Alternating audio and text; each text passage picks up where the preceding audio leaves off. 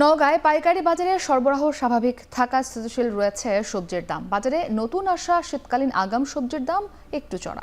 শহরের পৌর পাইকারি বাজার থেকে এনে বিস্তারিত জানিয়েছেন আব্বাস আলী।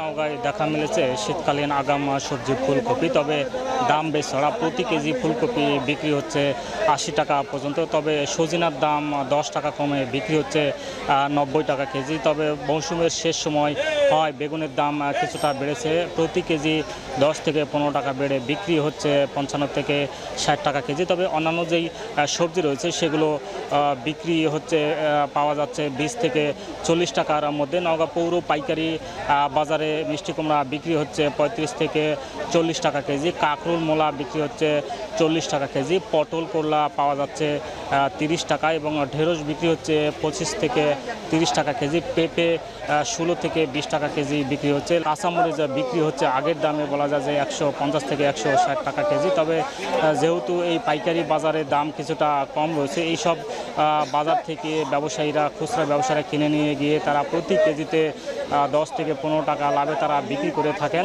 এই ছিল আমার কাছে পাইকারি বাজার থেকে সবজি নিয়ে সবশেষ।